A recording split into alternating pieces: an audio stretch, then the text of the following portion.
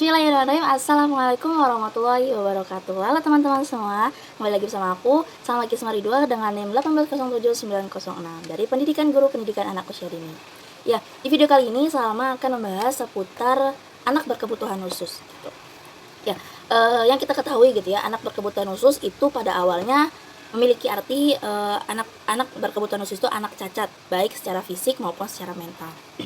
Nah, kemudian juga menurut Suryanto 2005 itu mengartikan bahwa anak berkebutuhan khusus ini berkembang menjadi anak yang memiliki kebutuhan individual yang tidak bisa disamakan dengan anak normal lainnya. Nah, kemudian juga menurut hadis 2006, anak berkebutuhan khusus ini didefinisikan sebagai anak yang memerlukan pendidikan atau layanan secara khusus untuk mengembangkan potensi kemanusiaan mereka secara sempurna.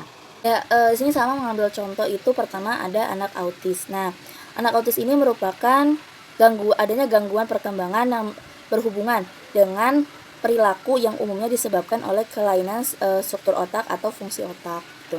Nah, autism ini kurang lebih 2 sampai 5 kasus per 10.000 anak-anak di bawah usia 12 tahun. Tuh. Nah, pada kebanyakannya ini anak yang mengalami autism ini dimulai pada sebelum usia 36 bulan. Nah, karakteristik secara umum selektif berlebihan, kemudian terhadap rangsangan, kemudian kurangnya motivasi untuk mengenal lingkungannya atau menjelajahi lingkungan baru, kemudian adanya gangguan komunikasi. Nah, kemudian juga sama mengambil ada anak ADHD. Nah, ini attention deficit hyperactive disorder. Nah, ADHD ini diterjemahkan adanya gangguan pemusatan perhatian dan hiperaktif, di mana anak itu sulit untuk mengendalikan gerakan. Kemudian juga anak tidak bisa memusatkan perhatiannya, tidak bisa konsentrasi. Nah, untuk orang awam sering menyebutnya anak yang hiperaktif itu. Sebenarnya hiperaktif bukan nama penyakit gitu, tapi hanya salah satu gejalanya. Istilah hiperaktif ini dipakai untuk anak dengan kelainan perilaku gitu.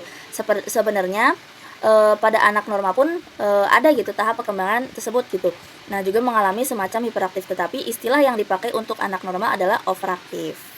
Kemudian ada model layanan bagi anak berkebutuhan khusus gitu. Nah, setiap anak itu wajib memiliki pendidikan. Mereka itu memiliki hak untuk belajar untuk berpendidikan. Nah, baik anak yang normal maupun anak yang berkebutuhan khusus gitu. Namun, untuk anak yang berkebutuhan khusus sendiri itu membutuhkan treatment atau langkah yang tepat dan sesuai dengan kebutuhan mereka. Misal melihat bagaimana perkembangan anak, kemudian anak itu memiliki gejala seperti apa. Baik di rumah maupun di lingkungannya, hal ini akan berkesinambungan dengan treatment pengajaran gitu. Yang akan diberikan. Nah, program yang sesuai dengan anak tersebut dan kira-kira layanan seperti apa yang cocok untuk anak berkebutuhan khusus tersebut. Nah, kenapa sih harus sesuai gitu? Nah, ini itu agar anak-anak itu tidak mengalami mistreatment gitu atau miseducation gitu. Jadi tidak sesuai dengan kebutuhannya. Tuh, baik untuk perkembangan motorik maupun perkembangan yang lainnya. Kemudian juga lingkup pelaksanaan treatment ini beragam, ada yang di sekolah, kemudian juga ada yang diberikan kepada orang tua dan lingkungannya gitu. Karena orang tua itu yang selalu bersama anak otomatis harus tahu treatment seperti apa yang harus mereka lakukan untuk memberikan pendidikan kepada anak berkebutuhan khusus tersebut.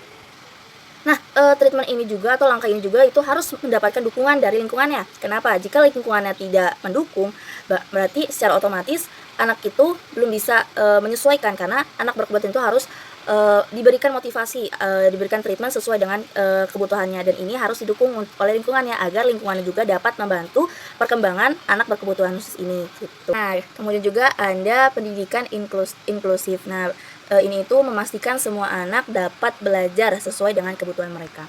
Jadi intinya itu hak asasi manusia atas pendidikan. Mereka memerlukan atau mereka juga mendapatkan hak asasi manusia atas pendidikannya. Semua anak mempunyai hak untuk menerima pendidikan yang tidak mendiskriminasikan gitu, tidak boleh membeda-bedakan dengan adanya kecacatan, kemudian membedakan agama, bahasa, jenis kelamin, kemudian kemampuan dan lain sebagainya. Mereka semua memiliki hak pendidikan, baik yang normal maupun yang berkebutuhan khusus. Kemudian juga apa saja karakteristik dari pendidikan inklusif ini? Pertama itu adanya keterlibatan semua anak tanpa memandang perbedaan. Kemudian juga keluarga, guru, masyarakat terlibat dalam pembelajaran, baik secara kolaboratif, kooperatif maupun demokratis. Kemudian juga memberikan perlindungan. Kita sebagai guru atau calon guru itu harus memberikan perlindungan kepada anak dari kekerasan, pelecehan, penyiksaan, bullying gitu kan. Karena yang kita ketahui bahwa anak yang memiliki keterbatasan lebih beresiko terkena bullying gitu. Kemudian juga memberikan keadilan. Nah, kita harus adil nih mau itu ke anak yang normal ataupun anak yang berkebutuhan. Kita harus adil, tidak boleh membedakan, tidak boleh tidak boleh pilih-pilih gitu. Kemudian juga memberikan penghargaan atas apa yang sudah mereka lakukan dan menstimulasi pembelajaran untuk semua anak. Kemudian juga memberikan kesempatan kepada guru untuk belajar dan mengambil manfaat dari apa yang sudah guru tersebut berikan. Kemudian juga pembelajaran ini disesuaikan dengan kehidupan sehari anak-anak dan menerapkan pola hidup sehat bagi anak, orang tua maupun masyarakat. Ya, mungkin sekian dari Salma. Mohon maaf bila ada kesalahan. Wabillahi taufiq wal hidayah. Wassalamualaikum warahmatullahi wabarakatuh.